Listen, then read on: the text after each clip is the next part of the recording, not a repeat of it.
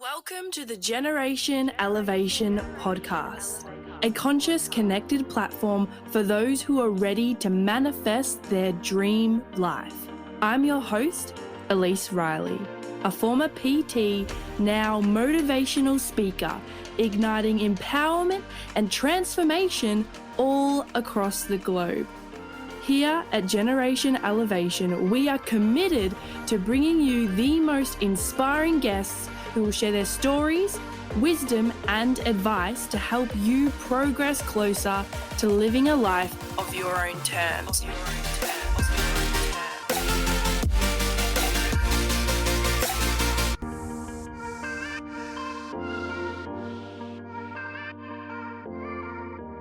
Have you ever had a day whereby you really needed to get something done on the computer? So you jump on and are met with all kinds of resistance, whereby maybe your computer dies, your computer crashes, the software that you need to use crashes, the Wi-Fi is super slow, your typing is super laggy, the Wi-Fi doesn't even work. Maybe they're doing some sort of random maintenance where they're turning all the Wi-Fi off in your area. Maybe it's just not your day. The ideas aren't coming to you and you're ready to punch a hole in the thing. You're ready to chuck it out the window.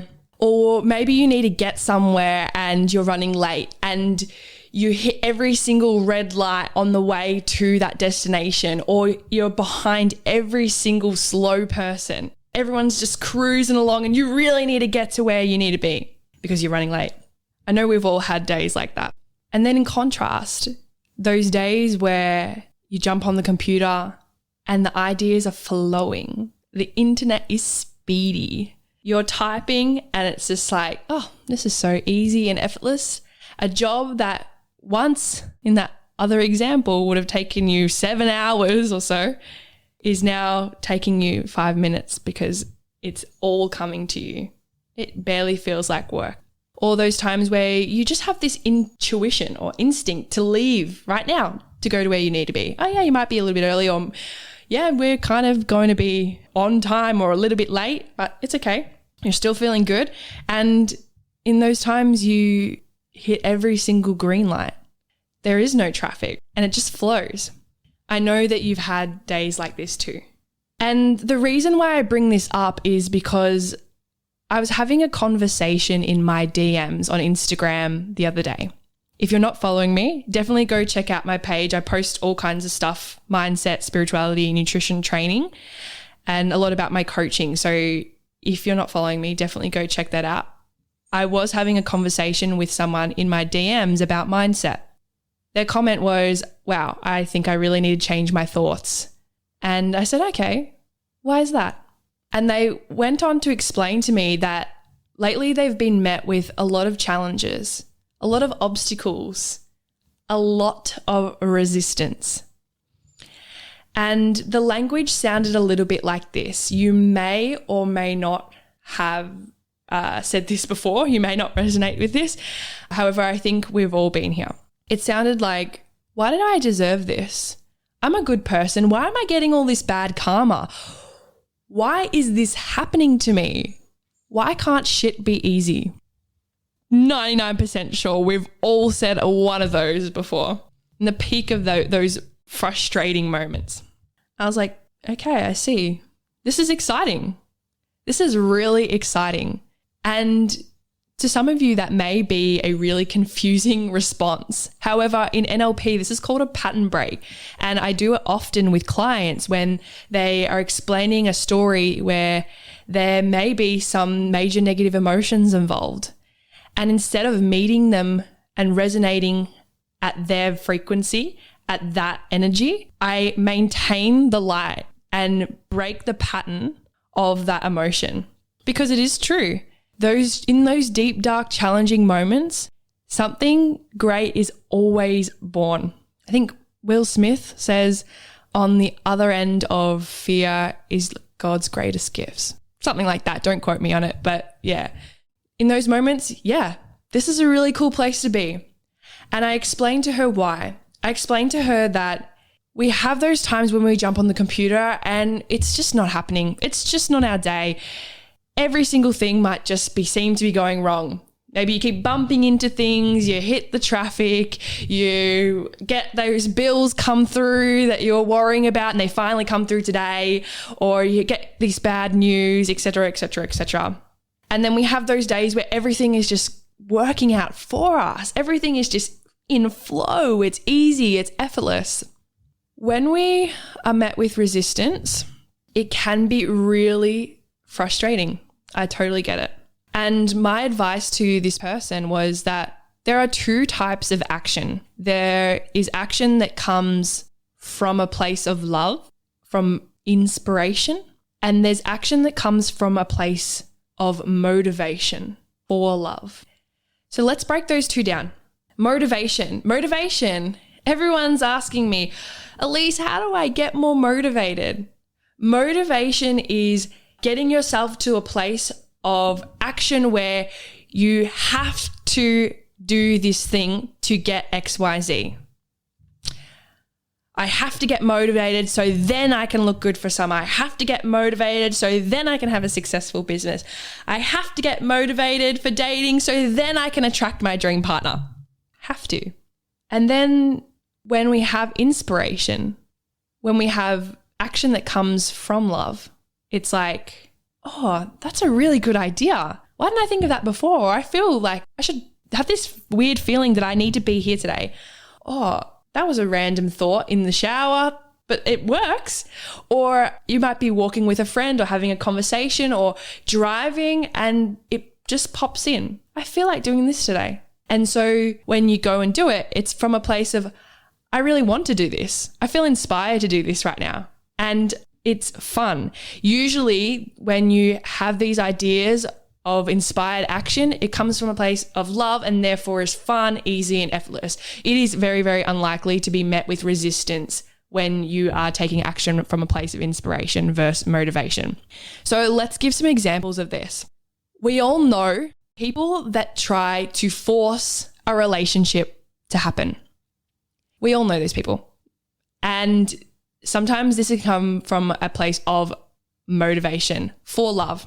And you might be wondering, okay, how does that actually work? Okay, so imagine where you have this action of messaging this person for love, whereby you're relying on the relationship, the destination, the fulfillment of the action, the endpoint, to fulfill the emotion of the journey.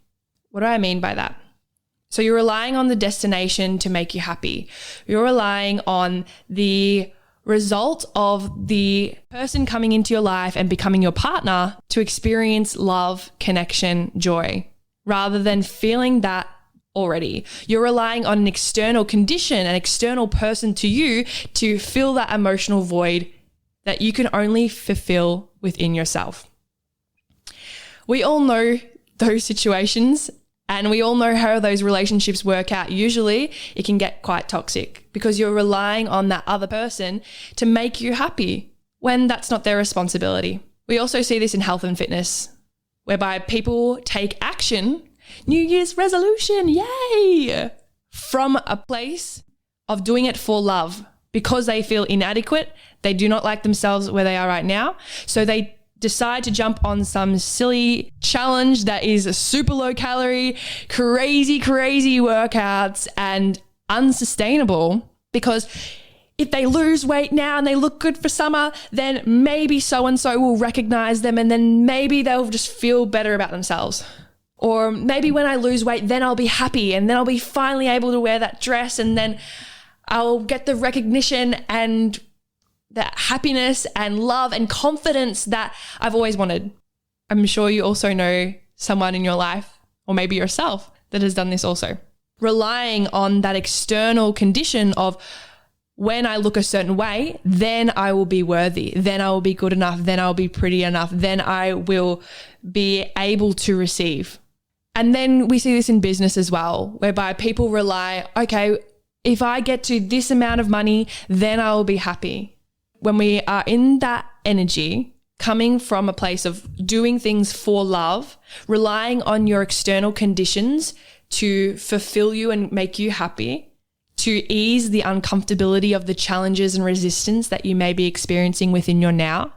When we come from that place, usually we're going to be met with more resistance, more obstacles, and more challenges, because like attracts like. Birds of feather flock together. Emotions is energy in motion. So energy literally attracts energy.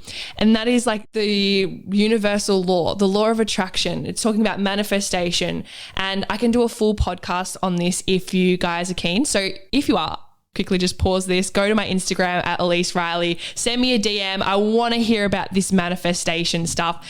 Send us a podcast through. I'll make one for you.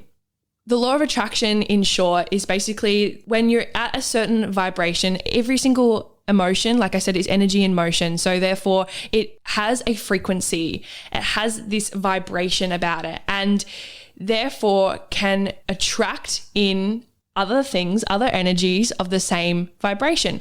You know, when you walk into a room and you can feel the vibes, that's your body, your being sensitive to the energy. It's like when you are with someone who's vibing really high, you can feel that. And usually they say your vibe attracts your tribe, right? So usually the people that you attract into your life are very much resonating on the same frequency as you. And so what I was saying before about taking action from this place of scarcity, of lack, of feeling inadequate and feeling not good enough, from anger, frustration, I need to get this done now, this stupid computer. When we take action from these emotions or this vibration, we are only going to therefore attract more of that. It's always like the saying, bad things come in threes. Only if you are believing in that and you are attracting that through your belief of that energy of scarcity and lack. So of course, this person in my DMs was being met with so much resistance because one, they weren't enjoying what the action was. And the actions were coming from a place of scarcity and fear. So they were being met with more of that because their outer reality was reflecting their inner world. In contrast, imagine starting your health and fitness journey. Imagine starting 2023 from a place of love. From a place of, I love and care and respect my body, so I'm going to move and nourish it in the way that feels fun, effortless, and easy, that I enjoy, that I can sustain for the rest of my life. Imagine getting into a relationship whereby you feel so much love, you feel sexy, you feel confident, you feel independent on your own. You are your own person, and you meet someone who is also on that same vibration, and you come together to co-create, whereby you live your own individual lives, but you also come together and complement each other to elevate. That feels way better. That's way cooler. And imagine creating your business not because you want to be successful so then you can be happy, but because you enjoy what you do now. You're passionate about the journey and you're not so worried about getting to the end destination because it already fulfills you in this moment. When you create from an inspired place, you'll be met with abundance, with love, with joy. But to wrap up, how can we create from this inspired place? How do we get into this receptive mode?